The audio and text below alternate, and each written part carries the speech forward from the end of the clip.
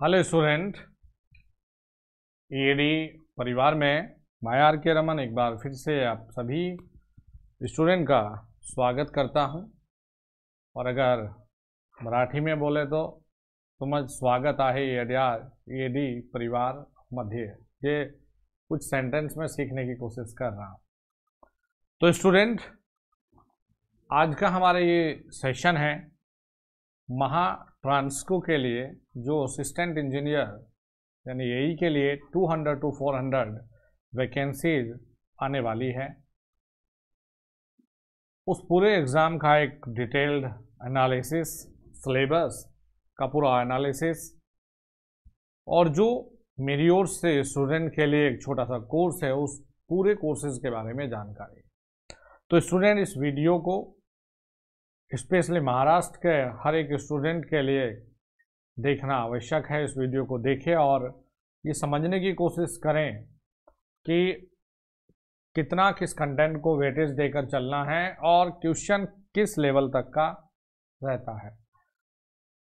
तो उम्मीद करता हूँ आप सभी की तैयारी अच्छी चल रही है और अपनी तैयारी को बहुत अच्छे से और एक नया रास्ता देने के लिए ज़रूरी है कि आपको सिलेबस के बारे में जानकारी और पेपर का लेवल किस तरह का रहता है, इसके बारे में जानकारी होना आवश्यक है। तो देखिए स्टूडेंट, अगर हम महा ट्रांसको की बात करते हैं तो 200 to 400 वैकेंसी जाने का ये न्यूज़ है। और अगर हम पेपर पैटर्न की बात करते हैं तो यहाँ पर टेक्निकल बड़ा ही डोमिनेटली रोल प्ले करता है आपके सिलेक्शन में। टेक्निकल के क्वेश्चंस जो बनते हैं वो 55 क्वेश्चंस हैं, 110 मार्क्स, यानी हर एक सवाल आपका 2 नंबर का। मीन्स अगर हम 2017 से पहले देखें तो 50 क्वेश्चंस भी आए हैं और ईच क्वेश्चन कैरी 2.2 मार्क्स, तो टोटल वेटेज 1110 या 110 मार्क्स। एप्टीट्यूड की बात करें तो यहाँ पर ये एप्टीट्यूड रहेगा आपका 20 क्वेश्चंस और स्टूडेंट कितना 10 मार्क्स, यानी कि 0.5 मार्क्स का हर एक सवाल। रीजनिंग यहाँ पर 40 क्वेश्चन, कितना देखे 20 मार्क्स, तो फिर से 0.5 मार्क्स का ईच क्वेश्चन। 20 मार्क्स मराठी, तो ये 10 मार्क्स। तो टोटल आपका अगर देखें तो ये 150 मार्क्स का आपका पेपर रहता है। ये 150 मार्क्स का आपका एग्जाम रहता है। अब देखिए स्टूडेंट, अगर आपको तैयारी को देखना है तो इस पूरी तैयारी को आपको, क्योंकि अभी वैकेंसीज रिलीज नहीं हुआ है, तो ये मान के चलिए कि 3 to 4 मंथ आपके पास में अवेलेबल है। तो इस पूरी तैयारी को आपको कुछ इस तरह से डिवाइड करना होगा कि जैसे हम लोग क्रिकेट मैच की बात करते हैं तो क्रिकेट मैच में 3 स्टेज होती है, एक टेस्ट मैच वाली, एक वनडे वाली और एक T20 वाली स्टेज। तो उसके हिसाब से अपनी तैयारी को लेकर चलिएगा। यानी कि अगर हम लोग टेस्ट मैच की बात करते हैं तो टेस्ट मैच में जरूरी है क्रीज पर टिके रहना, और साथ में टेस्ट मैच में जो असली टैलेंट होता है ना, उसकी सही परख होती है। तो अगर ओरिजिनल क्रिकेटर माना जाता है तो वो कहते हैं कि टेस्ट मैच में जो बहुत अच्छा प्लेयर है उसको ही रियल क्रिकेटर का नाम दिया जाता है।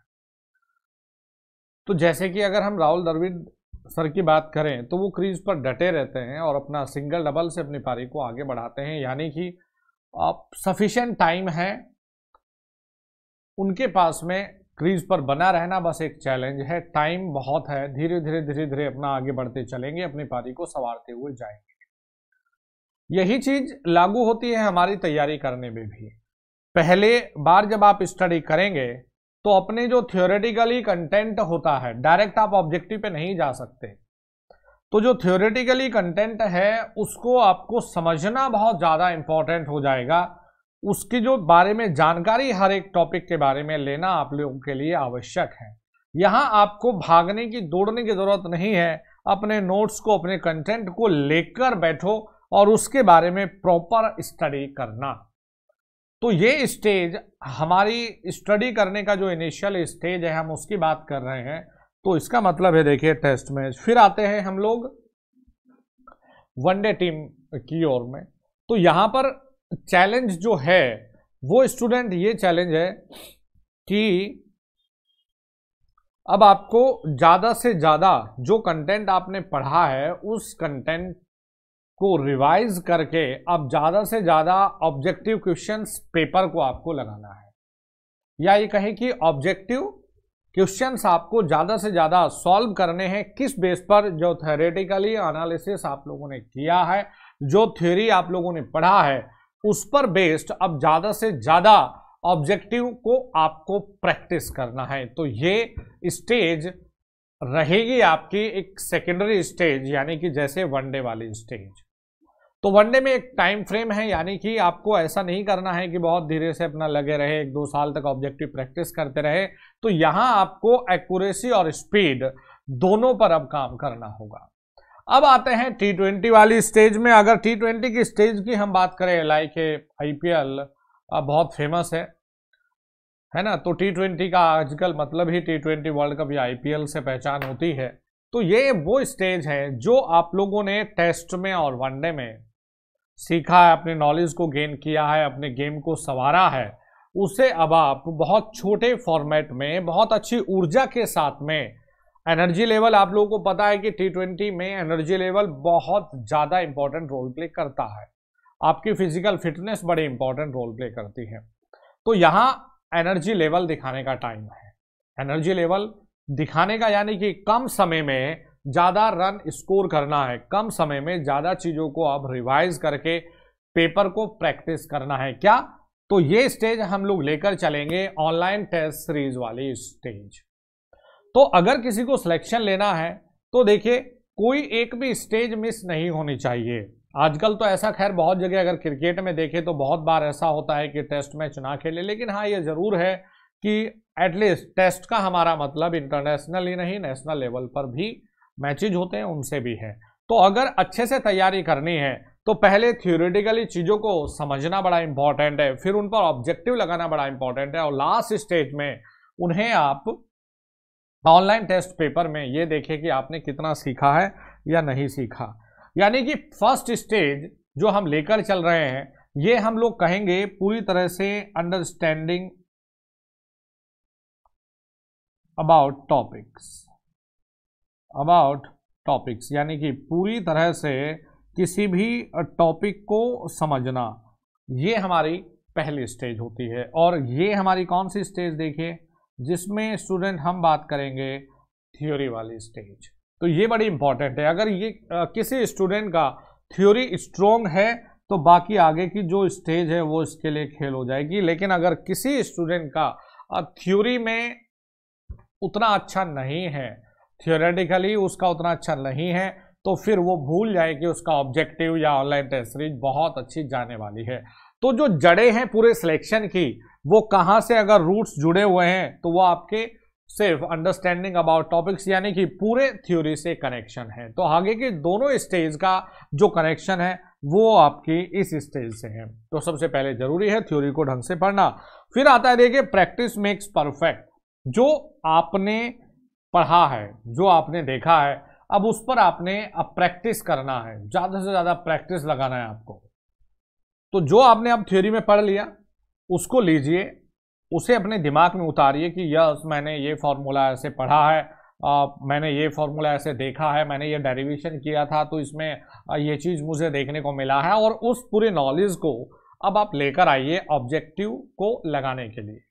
राइट, आपने ऑब्जेक्टिव को लगाया, उसके बाद में रिवीजन की एक स्टेज यहाँ पर भी आप इंट्रोड्यूस करिए, फॉर्मूलाज को यहाँ पर भी आप रिवाइज करिए, कम समय में रिवाइज करिए, शॉर्ट रिवीजन के सेशन यहाँ पर आप ला सकते हैं। अब जितनी भी आपने तैयारी किया है उस तैयारी को जज करने के लिए, जितनी भी आप लोगों ने तैयारी किया है उस तैयारी को बहुत एक टाइम लिमिट में बांधकर क्विक रिवीजन के जो सेशन है, बहुत फास्टली क्विक रिवीजन के जो सेशन है यानी कि 220 की तरह, साथ में ऑनलाइन टेस्ट पेपर की जो सीरीज है उनको एक टाइम फ्रेम में बांध के कि देखिए ये मेरे पास में 30 मिनट है और इस 30 मिनट के अंदर में मुझे ये कंटेंट को, इस पूरी बुक को मुझे रिवाइज करना है, एक सुपर फास्ट मोड में। तो यहां से जो चीजें आपने पढ़ी है ना, वो चीजें बार बार जब आप अपनी नजरों के सामने से लाते हैं तो उसमें आपको और ज्यादा अच्छे नॉलेज मिल जाती है और उस चीज को आप कभी भी नहीं भूलते हैं। तो महाट्रांसको या किसी भी एग्जाम के लिए ये 3 स्टेज बहुत ही ज्यादा आवश्यक हो जाती है। तो अब वापस लौटते हैं, देखिए अपने सिलेबस पर वापस चलते हैं सिलेबस पर। तो देखिए टेक्निकल की अगर हम बात करते हैं तो टेक्निकल में बेसिक इलेक्ट्रिकल और साथ में नेटवर्क, जो चीजें हम लोग इस कोर्स में भी कवर करेंगे और साथ में जो आपको करना भी चाहिए यदि आप महाट्रांसको की तैयारी में हैं, तो ये टॉपिक आपके लिए रियल में जरूरी टॉपिक है। ये वो टॉपिक है जहां से हमेशा चांसेस रहेगा कुछ ना कुछ क्वेश्चंस बनने का। अगर हम देखते हैं बेसिक्स ऑफ इलेक्ट्रिसिटी इसलिए जरूरी है ताकि इससे आगे जो टॉपिक हैं उनको आप समझ सकें, यानी केसीएल केवीएल इन सब को आप समझ सकें, जिसमें हम रजिस्टर, उसके कॉम्बिनेशन, स्टार डेल्टा कन्वर्जन, ये सब चीज़ें हम लोग देखते हैं। तो ये बहुत आसान टॉपिक है, लेकिन इसके बिना आगे बढ़ पाना हमारे लिए बहुत मुश्किल हो जाता है। KCL and KVL independent source वाले क्वेश्चन, और साथ में जो इंपॉर्टेंट रोल प्ले करेंगे वो प्ले कर रहे हैं डिपेंडेंट सोर्स, क्योंकि इंडिपेंडेंट वालों पे ज़्यादातर का प्रैक्टिस है, लेकिन डिपेंडेंट सोर्स वालों को डेफिनेटली प्रैक्टिस में लेना जरूरी होगा। थ्योरम, अगर हम लोग ए लेवल की बात करते हैं कि जेई लेवल में चलिए ठीक है 4 थ्योरम से भी काम चल जाएगा, लेकिन ए लेवल पर आपको 8-9 थ्योरम करना होता है, जिसमें superposition, Thevenin, Norton, maximum, reciprocity, compensating, Tellegen's, Millman theorem, और साथ में उनका एसी पॉइंट ऑफ व्यू से भी, क्योंकि डीसी पॉइंट ऑफ व्यू से चलिए ठीक है, क्योंकि थ्योरम का जो बेस है वो डीसी और एसी दोनों के लिए सेम है, लेकिन ज्यादा क्वेश्चंस को प्रैक्टिस में जो लाना है वो होता है एसी पॉइंट ऑफ व्यू से।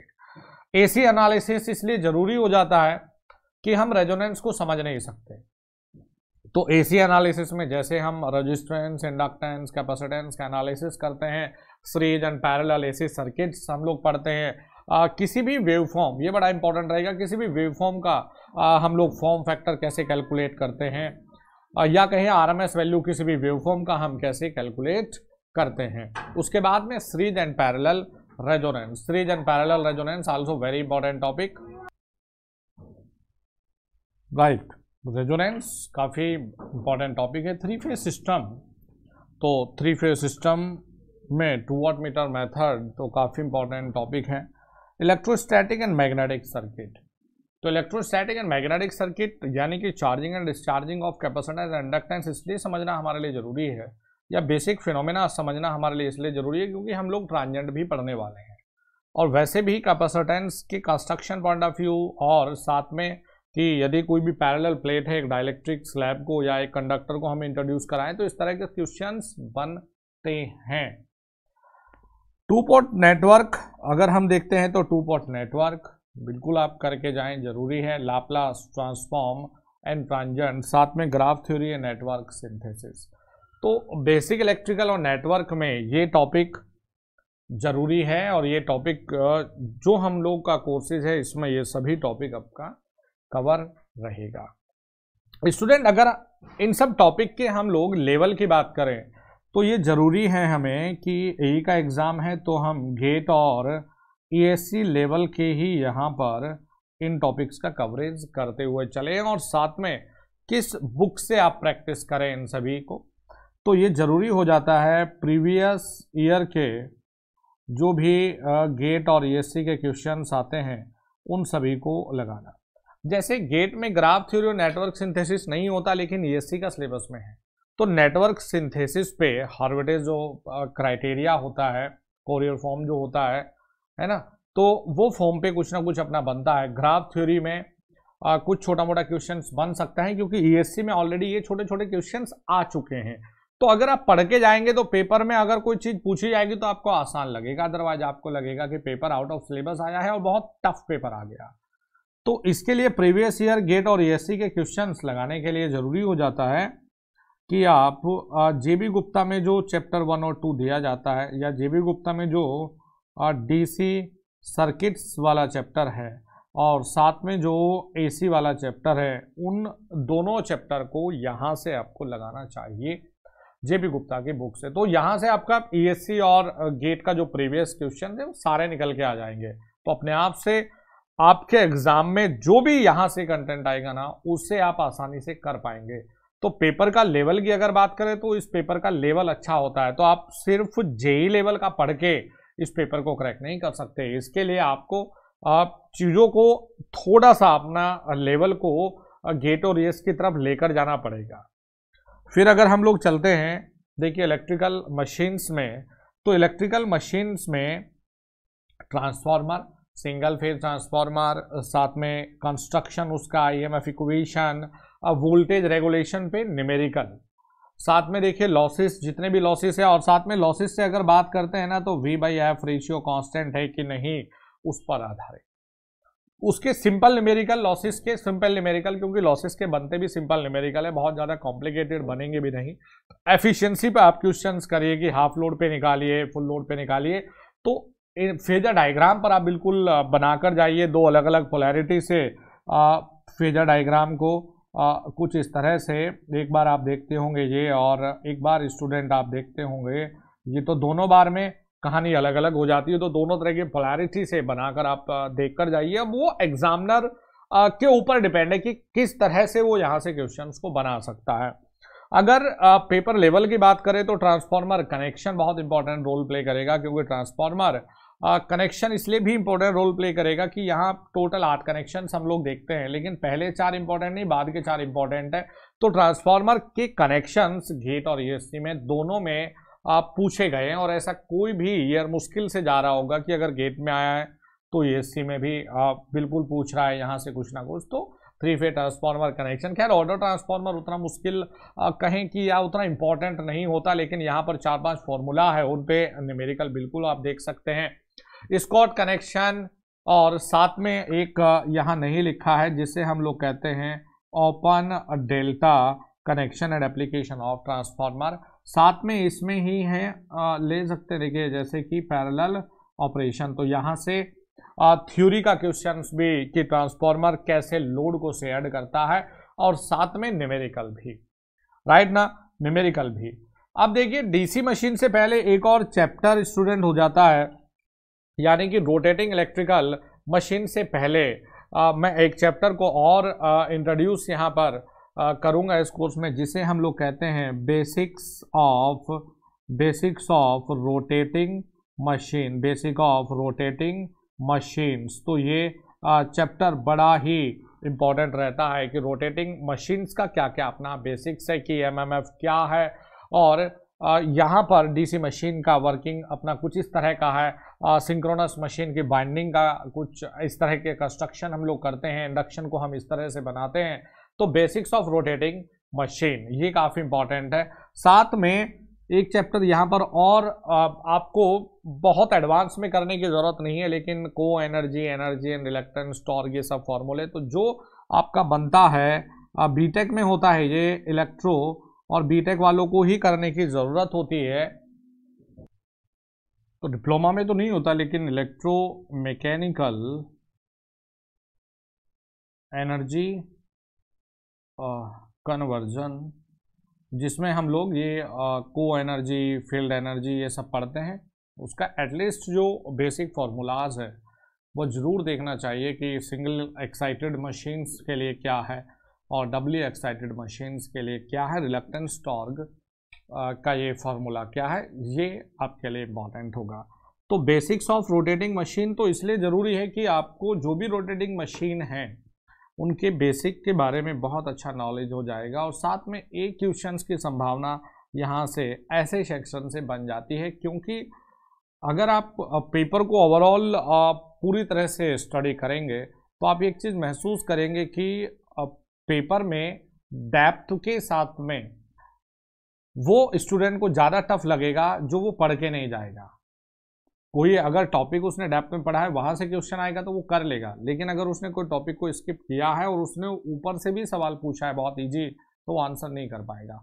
तो उस कंडीशन में जाकर स्टूडेंट को पेपर और टफ लगने लग जाता है। फिर देखिए डीसी मशीन, तो डीसी मशीन का कंस्ट्रक्शन, डीसी जनरेटर का ईएमएफ इक्वेशन, डीसी जनरेटर की करेक्टरिस्टिक्स, डीसी जनरेटर की करेक्टरिस्टिक्स वैसे कम आती है एग्जाम में, लेकिन फिर भी commutation, commutation action, armature reaction, armature reaction दोनों का एक साथ आप स्टडी कर लें, डीसी मोटर, उसका टॉर्क, उसकी करेक्टरिस्टिक्स, उसका स्टार्टिंग और स्पीड कंट्रोल। और डीसी मोटर से डीसी मोटर ज़्यादा इम्पोर्टेंट है as compared to DC generator, और इसके स्पीड और स्पीड कंट्रोल इनके न्यूमेरिकल ज़्यादा इम्पोर्टेंट है। साथ ही अगर हम लोग आगे बढ़ते हैं तो सिंक्रोनस मशीन, तो सिंक्रोनस मशीन का अगर हम लोग देखते हैं तो एक सेक्शन ऐसा है जहाँ से ज़्यादा चांसेज रहते हैं एई के एग्जाम में पूछे जाने के, जैसे कि armature reaction, effect of excitation यानी V curve, inverted V curve, salient pole generator में डबल जो हमारी जो फील्ड थ्योरी है उस पर आधारित। तो सिंक्रोनस जनरेटर का कंस्ट्रक्शन, ईएमएफ इक्वेशन तो आसान हो गया, साथ में ईएमएफ इक्वेशन में ही केसी और केडी, तो केसी और केडी पर यानी कि कॉइल स्पैन फैक्टर और या पिच फैक्टर या डिस्ट्रीब्यूशन फैक्टर, यहाँ से स्टूडेंट रहता है ये न्यूमेरिकल, केसी एंड केडी का न्यूमेरिकल। साथ में एडवांटेज क्या है, कैसे हार्मोनिक्स को कम करता है, ये पूरी कहानी। वोल्टेज रेगुलेशन बेस्ट मेथड कौन सा है, साथ में आजकल तो अमेरिकन जो स्टैंडर्ड मेथड है वो आने लगा है, तो आपको पता हो कि how to draw a portrait triangle, और क्या सैचुरेटेड रिएक्टेंस उसमें रोल प्ले कर रहा है या अनसैचुरेटेड रिएक्टेंस है, पोर्ट्रेट ट्रायंगल से कैसे हमारा एमएमएफ मेथड है, ईएमएफ मेथड कैसे, open circuit and short circuit test, ये या कहे कि open circuit characteristics and short circuit characteristics, इसके बारे में जानकारी। आर्मेचर रिएक्शन अगर आप कर लेते हैं तो वी कर्व और इन्वर्टेड वी कर्व, ये करने के लिए आपको जरूरी हो जाता है, देखिए पावर फ्लो इक्वेशन के बारे में जानकारी, पावर फ्लो इक्वेशन, फिर कर्व, इक्विवेलेंट सर्किट इसमें आपको बनाना होगा, तब जाके आप पावर को ड्रॉ कर पाएंगे, क्योंकि आप वोल्टेज रेगुलेशन आप तभी स्टडी करेंगे जब आप इक्विवेलेंट सर्किट के बारे में जानकारी ले लेंगे। उसके बाद में देखिए जनरेटर का पैरेलल ऑपरेशन, साइलेंट पोल में जो थ्योरी है वो आपको करना चाहिए, power equation, synchronous motor armature reaction, effect of excitation and my dear student power angle equation and starting of a induction synchronous motor. तो ये सभी टॉपिक आपको करने चाहिए, और एटलीस्ट इसमें अगर मैं न्यूमेरिकल पॉइंट ऑफ व्यू से बात करूं तो केसी और केडी पर आधारित न्यूमेरिकल काफी इंपॉर्टेंट रोल प्ले करता है। आफ्टर दैट अगर न्यूमेरिकल रहेगा तो न्यूमेरिकल रहेगा इसमें पावर एंगल इक्वेशन पर based, equivalent circuit and power angle equation पर बेस्ड न्यूमेरिकल रहता है। साथ में इसमें स्टूडेंट एक रहता है एससीआर, जिसे हम शॉर्ट सर्किट रेशियो कहते हैं, तो उस पर बेस्ड अपना न्यूमेरिकल आएगा। लेकिन लेवल क्वेश्चंस का प्रैक्टिस करने के लिए आप वही मैं बार बार बोल रहा हूं कि गेट और ईएससी को ही प्रीफर करेंगे। तो यदि आपने 2-4 दिन के अंदर इस कंटेंट को रिवाइज कर ले, आपने पहले पढ़ा है, तब भी अगर प्रैक्टिस के लिए जाए तो गेट और ईएससी के ऑब्जेक्टिव को ही प्रैक्टिस ज़्यादा देकर चलना है। इंडक्शन मोटर पर न्यूमेरिकल का चांस ज़्यादा रहेगा, क्योंकि इंडक्शन मोटर में ज़्यादा फॉर्मूलाज देखने को मिलेंगे स्टूडेंट, इंडक्शन मोटर में ज़्यादा फॉर्मूलाज देखने को मिलेंगे, जैसे कि कंस्ट्रक्शन अगर बात कर रहे हैं तो भैया स्लिप और उस पर बेस्ड फॉर्मूला, क्योंकि गेट में बहुत पूछता है स्लिप और उसके फॉर्मूला को गेट में ज़्यादातर वेटेज देकर चलता है।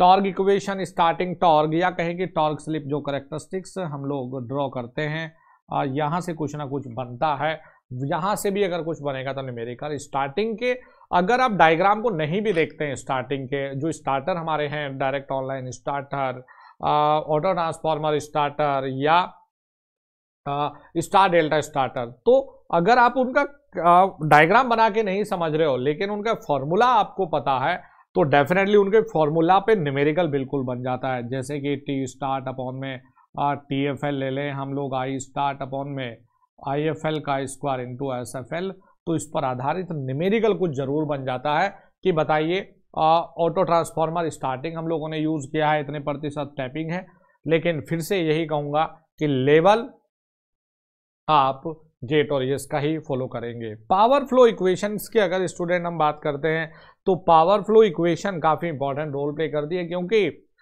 काफ़ी कुछ चीज़ें यहाँ से देखने को मिलती है, जैसे कि अगर हम बात करते हैं तो PRC बराबर जैसे ये फॉर्मूला हमें देखने को मिल जाता है, साथ ही S/1 - S into PMD student ये फॉर्मूला हमें देखने को मिल जाता है। टॉर्क हमें यहाँ से देखने को मिलेंगे एक बार फिर से। तो सिंगल फेज इंडक्शन मोटर, उसका वर्किंग प्रिंसिपल, साथ में किस मोटर में स्टार्टिंग टॉर्क अच्छा है, किसका पावर फैक्टर अच्छा है, ये सब चीज़ें। तो खैर ये आसान है, इसी में आप सैडिड पोल मोटर को इंक्लूड कर लें, इसी में आप लोग देखिए यूनिवर्सल मोटर को इंक्लूड कर लें। तो स्पेशल पर्पस मोटर ये काफ़ी इंपॉर्टेंट रोल प्ले करता है आजकल हर एक एग्जाम, और ESC में ऐसा नहीं कि यहाँ से नहीं आए, ESC में भी यहाँ से कुछ चीज़ें बनती है। जैसे कि अगर हम बात करते हैं तो यहाँ पर स्टूडेंट रिलक्टेंस मोटर आ जाता है, रिलक्टेंस मोटर के साथ में स्टूडेंट जैसे हाइस्ट्रेसिस मोटर आ जाता है, कुछ ऐसे motor. Stepper motor, stepper motor का न्यूमेरिकल स्टेप एंगल वाला बिल्कुल लगा के जाओ, पेपर में आएगा तो यही आने वाला है। फिर आजकल तो रिपल्शन बड़ा न्यूज़ में है भाई, बड़ा फेवरेट हो रखा है, और एक स्क्रैच मोटर। तो ये मोटर तो बड़े इंपॉर्टेंट है। ये छोटे छोटे मोटर हैं, इनको स्किप करने के बारे में अपने दिमाग में विचार नहीं लाएंगे आप, और यहाँ से जो क्वेश्चंस का लेवल है ना वो इजी रहता है। इन मोटर से क्वेश्चन का लेवल इजी रहता है। जैसे सर्वो मोटर है तो आपको पूछ लेगा कि सर्वो मोटर मेनली कहाँ पर हम यूज करेंगे, स्टेपर मोटर के एप्लीकेशन से पूछ लेगा। तो क्वेश्चंस का जो लेवल है वो इजी होगा, लेकिन अगर नहीं पढ़ेंगे तो बहुत टफ लगेगा। नेक्स्ट आते हैं स्टूडेंट, देखिए अगर हम पावर सिस्टम की बात करते हैं तो पावर सिस्टम को यहाँ पर बहुत ज़्यादा वेटेज देकर चलना चाहिए, और पूरे पावर सिस्टम को हम 3 अलग अलग पार्ट में पढ़ के जाइए, और तीनों बता दूं रियली में आपके सिलेक्शन का जो रास्ता होकर चलेगा ना वो इस सेक्शन से होकर चलेगा। अच्छी चीज़ ये देखने को मिलती है एग्जाम में कि महाट्रांसको के पेपर का एक अच्छा लेवल है, ये आपसे फालतू की चीज़ों पे बात नहीं करेगा, यानी उसी कंटेंट पर बेस्ड क्वेश्चन पूछेगा जो कंटेंट आप पढ़ के ज़्यादातर जाते हैं, यानी कि वो अच्छी चीज़ है। ऊट पटांग फालतू की चीज़ें आपको इंट्रोड्यूस नहीं करेगा एग्जाम में, मेंस न्यूमेरिकल उसी से करेगा। आप डिपेंड करता है कि how efficiently you attempted paper, या कितने एक्यूरेसी के साथ में आप पेपर को अटेम्प्ट कर रहे हैं, और कितनी चीज़ों को आपने पेपर अटेम्प्ट करते समय अपने दिमाग में रखा है। तो देखिए पावर सिस्टम जनरेशन उतना इम्पॉर्टेंट नहीं है, क्योंकि मेनली ये वैकेंसी है ट्रांसमिशन के लिए। तो यहाँ जो सबसे ज़्यादा सेक्शन को वेटेज देकर चलता है ये दिया जाता है transmission and distribution and then switch gear and protection, और पावर सिस्टम के सबसे लास्ट में वेटेज रहता है पावर सिस्टम जनरेशन। तो thermal, renewable energy power plant, hydro power plant, ये इसके बाद में देखिए इकोनॉमिक्स ऑफ पावर जनरेशन। तो यहाँ से स्टूडेंट आता है न्यूमेरिकल में, क्योंकि ये यहाँ से गेट में भी पूछता है और यहाँ से न्यूमेरिकल ESC में भी पूछता है, न्यूमेरिकल आता है।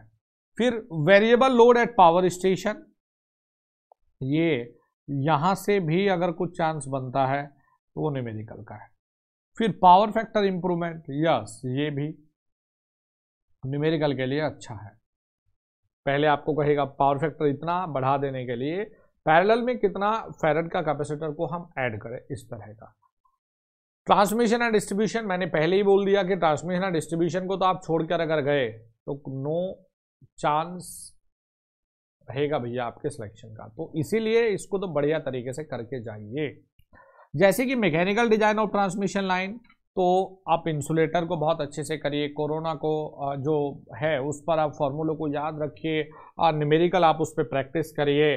फिर जो कंडक्टर मटेरियल है उन पे आप अच्छे से प्रैक्टिस में रहिए।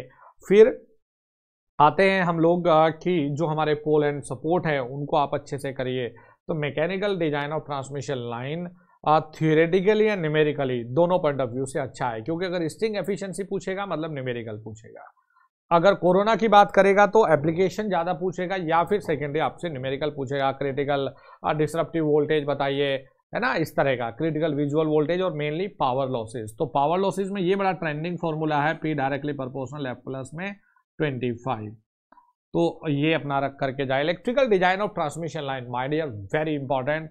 क्या क्या देखिए, आपको L का कैलकुलेशन आना चाहिए, C का आना चाहिए और R का आना चाहिए। R का तो बहुत आसान है, L और C का भी एक दो फॉर्मूले से काम चल जाता है, लेकिन L बड़ा इंपॉर्टेंट है। क्या? सेल्फ GMR, म्यूचुअल GMD, वो concept. Performance of transmission line, surge impedance very important, और classification of transmission line very important, parameters very important. तो न्यूमेरिकल पॉइंट ऑफ व्यू से भी अच्छा रहता है, लेकिन प्रैक्टिस में लाना जरूरी है। सप्लाई सिस्टम यहाँ पर थोड़ा इजी रहेगा, advantage of high voltage transmission से काम चल जाएगा, थोड़ा सा इजी रहता है। अगर आप डिस्ट्रीब्यूशन की बात करेंगे तो DC distribution very very important, और डीसी डिस्ट्रीब्यूशन से न्यूमेरिकल अच्छा बन जाता है। आजकल जेई में भी आ जाता है, तो आपका तो पेपर एग्जाम किसका है, ही का है। Underground cable very important, underground cable construction point of view से पढ़िए, G maximum G minimum capital D upon small D पढ़िए बेटा, यानी कि कैसे आप डाइलेक्ट्रिक स्ट्रेस को इक्वलाइज करते हैं, जो ग्रेडिंग हम लोग कर रहे हैं, राइट। कैलकुलेशन ऑफ कैपेसिटेंस आप करिए, वेरी वेरी इंपॉर्टेंट और न्यूमेरिकल बनता है। फिर वोल्टेज कंट्रोल, वोल्टेज कंट्रोल के अलग अलग मेथड है। HVDC high voltage DC transmission जो हम लोग कर रहे हैं, तो एचवीडीसी हम तब समझ पाते हैं जब हम लोग स्टूडेंट पावर इलेक्ट्रॉनिक्स पढ़ लेते हैं। स्विच गियर एंड प्रोडक्शन थोड़ा सा लेंथी है ना, switch gear and production lengthy है लेकिन इंपॉर्टेंट जरूर है।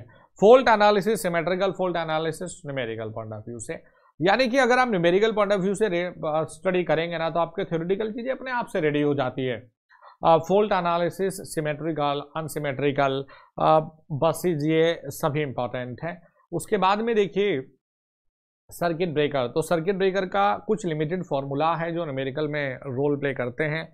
जैसे आपको क्रिटिकल विजुअल वोल्टेज का फॉर्मूला पूछ लेता है, प्रोस्पेक्टिव वोल्टेज √L/0.5 I√L/C ये पूछ लेगा। फिर आपको ट्रिपल RV का फॉर्मूला पूछ लेगा कि VM/√LC sin T/√LC, है ना।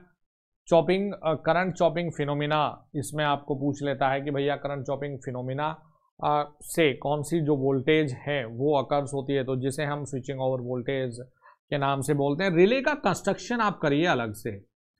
अब प्रोटेक्शन और रिले को कुछ लोग एक साथ ही खिचड़ी पका के पढ़ा देते हैं, जो कि गलत है। रिले का कंस्ट्रक्शन एक अलग चीज है, तो उसको बहुत अच्छे से करिए अलग अलग से।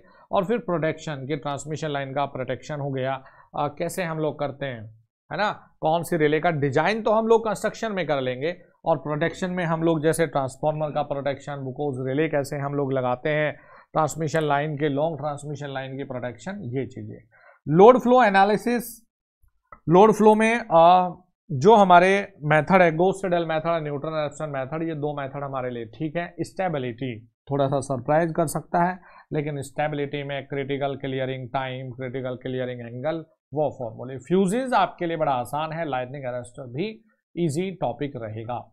तो ओवरऑल अगर मैं पूरा एक रिव्यू करूं आपको power generation, sorry power system को, तो मैं यही कहूंगा आपको कि आपका जो सिलेक्शन है वो पावर सिस्टम से ही होकर आगे बढ़ेगा।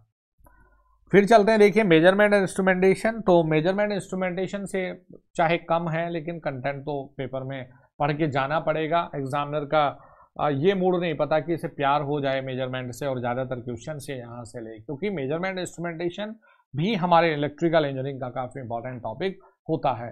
तो RLC में जैसे measurement of resistance, inductance and capacitance, साथ में इसी को हम ब्रिज का एनालिसिस की, DC और AC ब्रिज का एक एनालिसिस पॉइंट ऑफ व्यू से देखिए।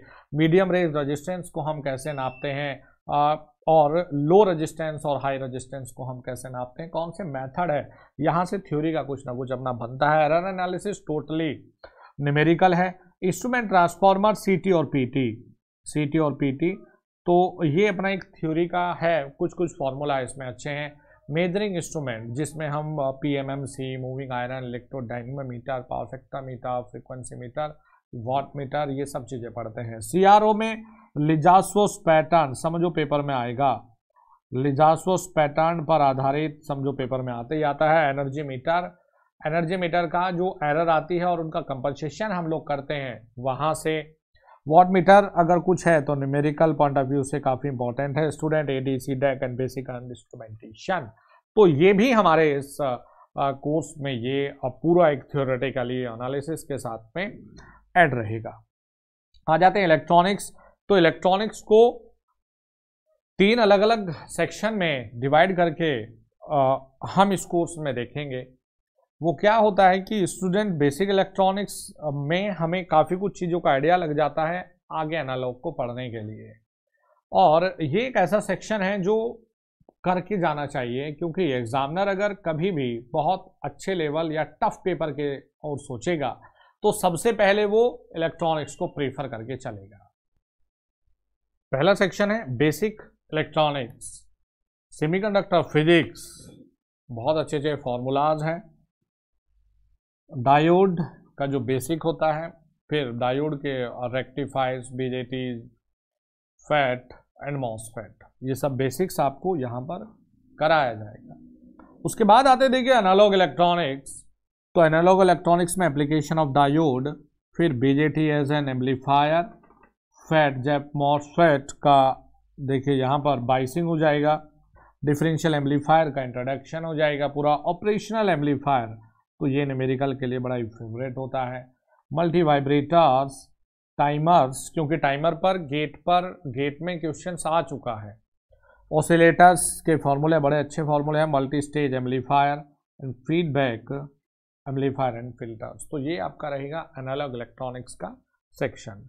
अब देखते हैं डिजिटल इलेक्ट्रॉनिक्स। तो नंबर सिस्टम, ये भी न्यूमेरिकली है बोला, अलजेब्रा और लॉजिक गेट, साथ में कॉम्बिनेशनल जिसमें आप multiplexer, half adder, full adder ये सब स्टडी करते हैं, सिक्वेंशियल सर्किट जिसमें आप फ्लिप फ्लॉप, काउंटर्स और रजिस्टर्स स्टडी करते हैं, लास्ट में लॉजिक फैमिली। साथ में यहीं पर हम लोग ऐड कर लेते हैं student power amplifier. Power amplifier यानी कि जिसमें आप पढ़ते हैं class A, class B, push pull amplifier, ये सब चीजें। नेक्स्ट है देखिए कंट्रोल सिस्टम। तो ए पॉइंट ऑफ व्यू से कंट्रोल सिस्टम काफी इंपॉर्टेंट रोल प्ले करता है। Block diagram, transfer function, signal flow graph, Mason gain फॉर्मूले के हिसाब से कैसे हम ट्रांसफर फंक्शन को लिखते हैं, तो ये पूरा का पूरा ट्रांसफर फंक्शन। और साथ में अगर आप गेट में देखें तो गेट में मैकेनिकल मैकेनिज्म नहीं आता, लेकिन ईएससी में मैकेनिकल मैकेनिज्म इंपॉर्टेंट हो जाता है, तो यहीं पर हम लोग कर लेते हैं मैकेनिकल मैकेनिज्म भी। फिर देखिए टाइम डोमेन एनालिसिस में मैं आपको सजेस्ट करूंगा कि अगर आपने फॉर्मूलाज को भी बड़े अच्छे से पढ़ लिया तब भी काम चल जाएगा, क्योंकि टाइम डोमेन एनालिसिस में rise time formula, settling time, peak overshoot, ये रियली में बहुत इंपॉर्टेंट रोल प्ले करता है। आयरन एनालिसिस तो इजी है, stability, Routh Hurwitz criteria, root locus, polar plot, Nyquist, state transition matrix कैसे बनती है, या फिर स्टेट स्पेस एनालिसिस और कंट्रोलर, ये बड़ा इंपॉर्टेंट है। P proportional, integration, derivative, PI, PID controller, ये। पावर इलेक्ट्रॉनिक्स देखिए स्टूडेंट थायरिस्टर का पूरा बेसिक्स को बढ़िया से करिए, क्योंकि आप ये देखेंगे कि अगर लास्ट में आपने लास्ट के टॉपिक को उतना अच्छे से डीपली नहीं भी किया, लेकिन थायरिस्टर को करना चाहिए और कम्यूटेशन को यहाँ से ज़्यादा इंपॉर्टेंट है। आपको पता होना चाहिए कि थायरिस्टर का सीरीज कॉम्बिनेशन, पैरेलल कॉम्बिनेशन, साथ में इसका वीआई जो characteristic, switching characteristic, gate characteristic से यहाँ पर सवाल बन चुका है, जिसमें सिंपल आपको पूछा गया था ये कि ओ से लेकर वाई तक ये क्या डिनोट करता है। फेज कंट्रोल रेक्टिफायर, चोपर्स, तो फेज कंट्रोल रेक्टिफायर क्या करता है और कैसे अलग अलग इसके मॉडल हम लोग बनाते हैं। इन्वर्टर, साथ में ड्राइव के न्यूमेरिकल बहुत इंपॉर्टेंट रहते हैं, और इन्वर्टर में भी पल्स विद मॉड्यूलेशन के न्यूमेरिकल गेट में बहुत पूछता है, तो इसलिए इस एग्जाम के लिए भी इंपॉर्टेंट है। Application of thyristor and thyristor family, SCR family, ये आपका रहता है देखिए पावर इलेक्ट्रॉनिक्स का। तो स्टूडेंट ये सब्जेक्ट वो सब्जेक्ट है जो अभी तक हम लोगों के प्लान में है, लेकिन अगर जैसे कि नोटिफिकेशन आता है, मुझे ये उम्मीद है कि शायद ये माइक्रो प्रोसेसर को ऐड करके दे दे, तो यदि कुछ नया ऐड करता है तो डेफिनेटली फिर हम लोग नया इस कोर्स में और ऐड करते हैं। तो ये सब सब्जेक्ट हमारे क्या है, थियोरेटिकली सब्जेक्ट हैं, जो जितना कंटेंट बताया इससे एक दो टॉपिक और ज़्यादा ही कंटेंट आप लोगों को एक सिस्टमैटिक वे में प्रॉपर अलग अलग फोल्डर के हिसाब से आपको मिलेगा। अब देखिए आते हैं हम कि हमारे ऑब्जेक्टिव की क्या क्या प्लानिंग है। तो जो ये कंटेंट है, क्योंकि ये कंटेंट ऐसा है स्टूडेंट सब्जेक्ट का जिसमें आपको खुद से एक एक दिन में 4-4, 5-5 वीडियो को ख़त्म करना होगा। तो ये वाला जो कंटेंट है आपको जो ये सब्जेक्ट है, ये कंटेंट आपका एक सिस्टमेटिक वे में, ये जैसे कि आपको रिकॉर्डिंग मिल गया, लेकिन इसमें फॉर्मूला के सेशन, फॉर्मूला, शॉर्ट रिवीजन के सेशन, और साथ में कुछ अच्छे अच्छे न्यूमेरिकल के सेशन, ये आपके लाइव लगते रहेंगे। और साथ में इसमें ये आपका जो भी डाउट वगैरह होगा वो आप यहाँ पर लाइव पूछते रहेंगे। ये आपको क्लियर कर दूं, क्योंकि कुछ बच्चों को इस चीज़ को लेकर थोड़ा बहुत डाउट है, तो एक एक चीज़ मैं क्लियर करता हूँ यहाँ। अब आ जाते हैं, जब आप ये पढ़ लेंगे तो 19 नवंबर से, यानी कि ये कंटेंट आपका हम नेटवर्क से अपलोड करना शुरू करेंगे, तो अब 19 नवंबर से क्या है प्लानिंग कि आपको लाइव सेशन में होमवर्क दिया जाए, और उस होमवर्क में, क्योंकि फिर आप पढ़ेंगे थ्योरी, वो आपका क्लियर हो गया, कोई डाउट होगा तो बात कर लेंगे। अब जो आपने पढ़ा है इस लाइव सेशन पर, उस पर आधारित अब ऑब्जेक्टिव लगाएंगे। तो ऑब्जेक्टिव लगाने से आपका कॉन्फिडेंस बिल्डअप होगा। जब आप 10-15 दिन ऑब्जेक्टिव लगा लेंगे तो आप पेपर करने के लिए तैयार हैं, तो फिर आपको एक ये टॉपिक वाइज अपना पेपर मिलने शुरू हो जाएंगे। तो पेपर वैसे तो मैंने 100 का है, लेकिन आई थिंक ये 150 से अबव ही पहुंच जाएंगे, क्योंकि 20-25 ऐसे मशीन के पेपर है टॉपिक वाइज, फिर आपको ऐसे ही बेसिक है, मशीन है, कंट्रोल है, तो ये बहुत सारे पेपर आपके टॉपिक वाइज हो जाएंगे। आफ्टर दैट हम लोग चलेंगे फुल लेंथ पेपर पर। तो यहाँ हम लोग जिन किताबों को मानकर चलते हैं कि जहाँ से हमें ये लाइव सेशन को बनाना है, तो ये रिकॉर्डिंग नहीं रहेगा, ये टोटली आपका लाइव रहेगा। क्या क्या देखिए, JB गुप्ता के जो भी आपके एज पर सिलेबस जो भी आपके सब्जेक्ट हैं, उनके न्यूमेरिकल हो या ऑब्जेक्टिव हो। फिर दूसरा, ये पेपर में देखा गया है कि CL वाधवा में जो पावर सिस्टम की बुक है, उसके पीछे जो ये 500-700 सवाल, ये बड़े इंपॉर्टेंट है। तो जब पावर सिस्टम पर आएंगे तो इनको करेंगे। फिर भीमराव जी की जो किताब है मशीन की, इसके बैक साइड में बड़े अच्छे अच्छे सवाल दिए गए हैं, लगभग 600 to 700 यार अल्टीमेट सवाल हैं, वो पूरे।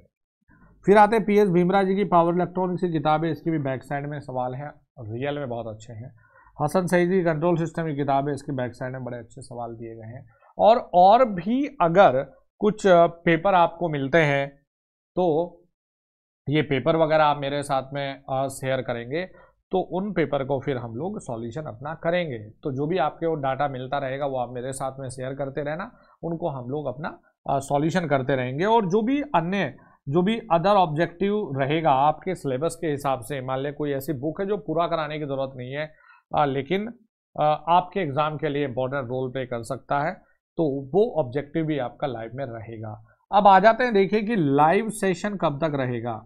तो लाइव सेशन आपका ये रखते हैं, क्योंकि अब क्या है कि पहले इनिशियली डेज में एप्लीकेशन में ये फैसिलिटी नहीं थी कि लाइव मैं पढ़ा सकूं, तो इस वजह से रिकॉर्डिंग देना ही एकमात्र रास्ता था। लेकिन अब एप्लीकेशन में पिछले 5 to 6 मंथ में लाइव सेशन का ये आया है और बहुत अपना सही है। अभी जूम एप्लीकेशन भी इंटीग्रेट हो गया है, तो जूम पर भी क्वालिटी वगैरह बहुत सही है।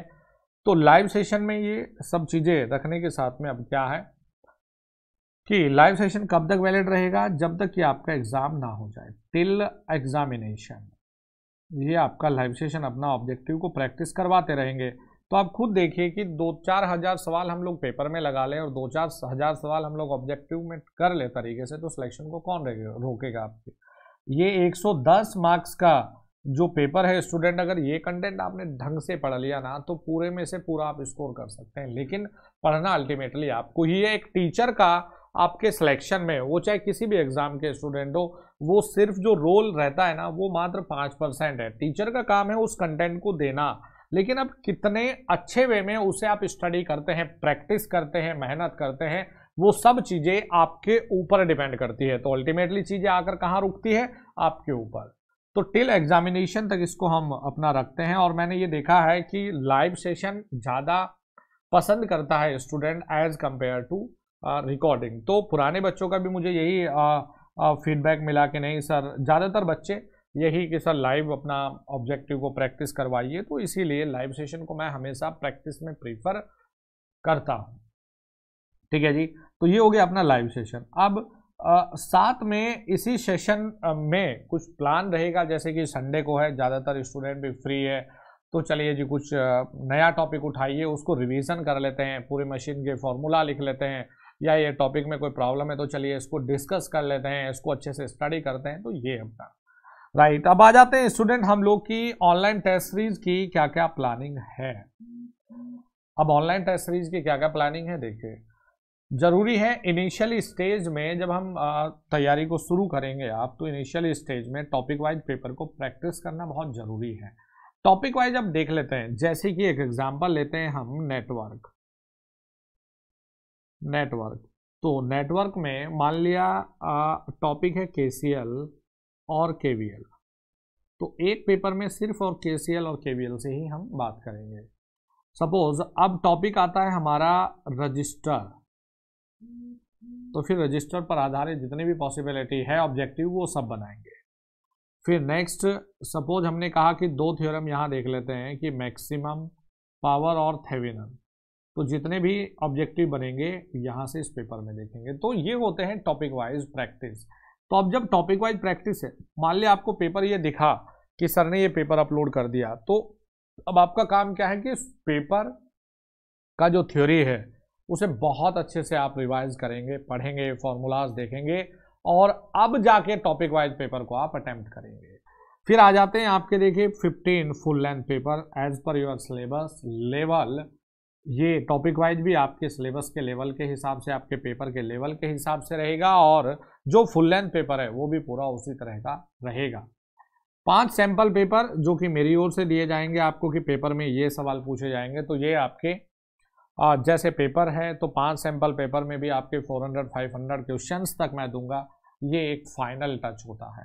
तो स्टूडेंट आज से ही अपनी तैयारी पे और प्रॉपर अपना स्टडी प्लान बनाकर अपनी तैयारी पर लगिए, और डेफिनेटली ऊपर वाले ने चाहा तो सफलता जरूर मिलेगी। और जीवन में देखिए सफलता पाने का अधिकार सिर्फ उसी को है जो मेहनत करता है। बाकी अगर कोई चीज़ें फ्री में मिल जाए तो उसे तो हम भीख कहते हैं ना, तो ऐसी चीज़ें हमें बैगर नहीं बनना है। अभी आप लोगों को अपनी मेहनत करके अपना हक लेने वाला बनना है। तो ये भी आपको क्लियर कर दूं कि आपके सिलेक्शन में स्टूडेंट 95% आपका खुद का योगदान है, और 5% सिर्फ और सिर्फ एक टीचर का रोल होता है। टीचर सिर्फ आपको एक रास्ता दिखा सकता है स्टूडेंट कि भैया ये रास्ते पे चलिए, ऐसा रास्ता है, लेकिन अब इस रास्ते पे आप कितने इफेक्टिवली चल पाते हैं और कितनी ईमानदारी और शिद्दत के साथ में चल पाते हैं, वो सब चीज़ें आपके रिजल्ट में डेफिनेटली देखने को मिलती हैं। तो ये पूरा का पूरा एक प्लान है इस कोर्सेज को लेकर, और अब जितने भी मेरे कोर्सेज रहेंगे वो सभी मैं लाइव सेशन ही उन सब में लेकर आता रहूँगा, और साथ में स्टूडेंट आपके लिए अच्छे से अच्छे जितने भी क्रिएटिव चीज़ें पॉसिबल हो पाती हैं वो करने की कोशिश करते रहेंगे। Thank you very much, all the very best.